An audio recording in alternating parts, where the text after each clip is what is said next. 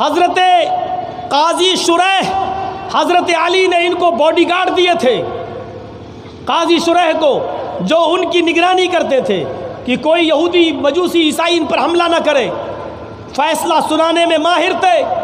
ایک دن کوئی بہت ایمرجنسی کیس تھا، اس کی سماعت کر رہے تھے، لوگوں کی بھیڑ عدالت میں لگی ہوئی تھی، لوگ قاضی شریح کے دربار تک پہنچ چکے تھے، ان کی کرسی تک پہنچ چکے تھے، ڈر تھا کہ یہ لوگ کہیں ان کی کرسی تک آ کر ان کو گھیر نہ لیں۔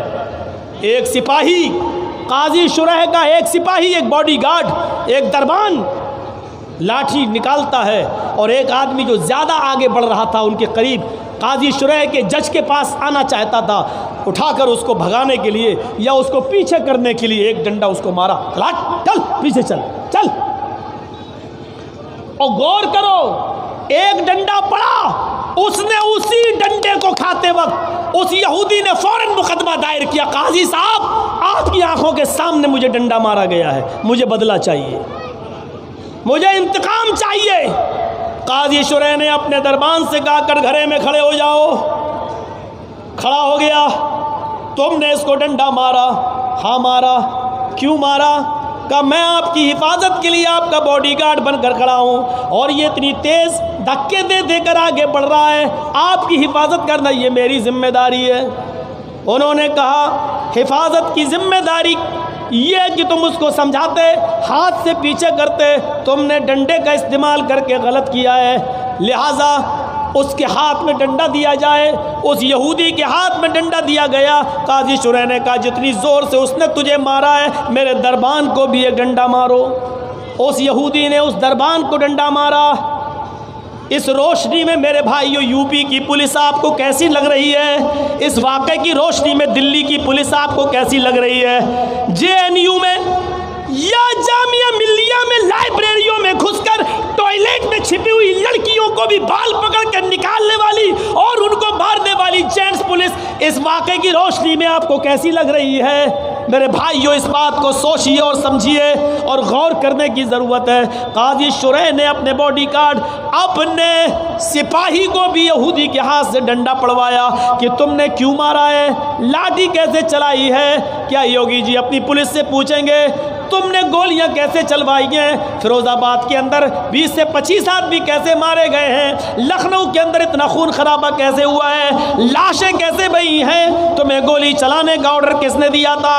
گولی چلنا تھی تو پہلے پیر پہ کیوں نہیں ماری گئی؟ جو اصول ہیں بھیڑ کو بھگانے کے، گولی تو لاسٹ اسٹیج ہے، اس سے پہلے تم نے آنسو گیس کیوں نہیں چھوڑے؟ تم نے لوگوں کو لاٹیاں بھاج کر تتر بتر کیوں نہیں کیا؟ جب گولی چلانے کی نوبت تھی تو تمہیں پہلے پیر پہ گولی مارنا چاہیے۔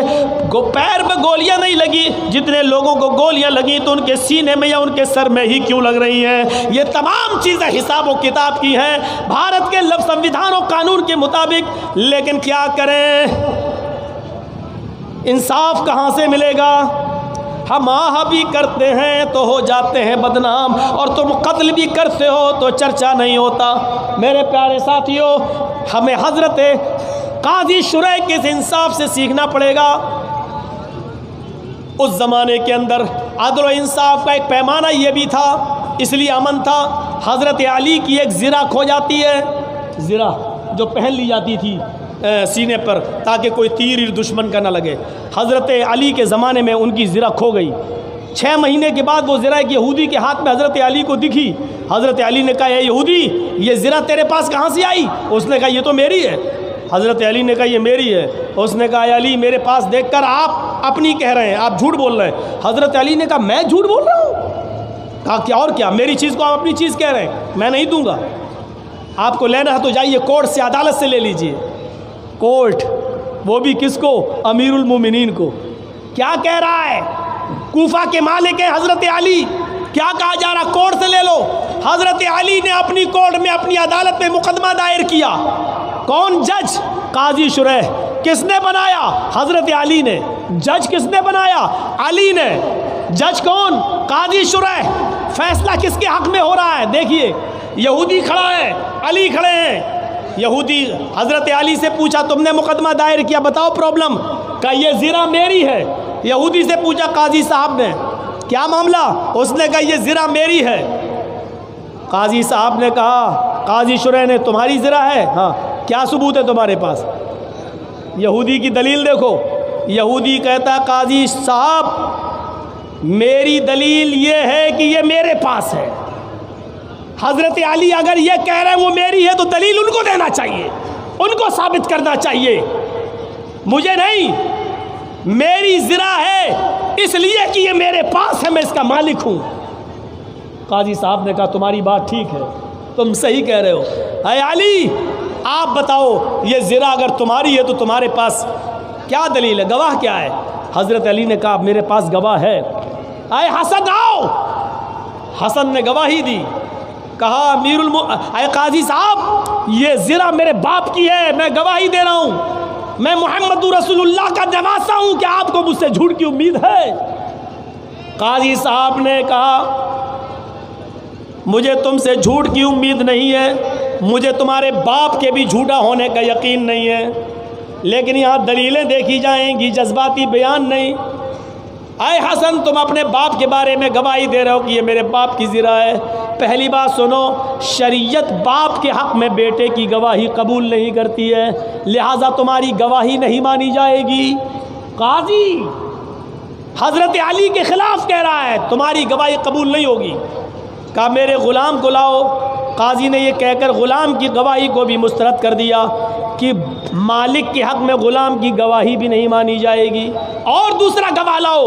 حضرت علی نے کہا دوسرا کوئی گواہ نہیں ہے میرے پاس۔ پھر قاضی کا فیصلہ یہ تھا اے یہودی یہ زرہ کا مالک تو ہے، یہ زرہ تیری ہے، جاؤ۔ دیکھ رہے ہیں آپ، حضرت علی نے قاضی بنایا اور فیصلہ علی کے خلاف ہو رہا ہے۔ یہودی کو زرہ دے دی گئی۔ یہودی جب کورٹ سے باہر نکلتا ہے کہتا ہے جج صاحب، قاضی صاحب آپ نے اپنا فیصلہ سنا دیا، قرآن و حدیث کے مطابق جو فیصلہ ہونا چاہیے تھا آپ نے میرے حق میں کر دیا، اب میرا فیصلہ سنو۔ اے قاضی صاحب حضرت علی اپنے دعوے میں سچے ہیں، یہ زرہ میری نہیں ہے، حضرت علی کی ہے۔ میں تو امتحان لینا چاہتا تھا کہ دیکھیں جج کہیں علی کے پریشر میں کام تو نہیں کر رہا ہے، جج کہیں امیر المومنین کے دباؤ میں آ کر فیصلہ تو نہیں کر رہا ہے۔ میں نے سمجھ لیا آپ اسلام کی روشنی میں فیصلہ کرتے ہیں، امیر المومنین کے دباؤ میں نہیں۔ اس یہودی نے کلمہ پڑھ لیا۔ اس وقت امن تھا جب عدالتیں کسی کے پریشر میں کام نہیں کرتی تھیں، آج امن اس لیے نہیں ہے کیونکہ عدالتیں آج پریشر میں کام کر رہی ہیں۔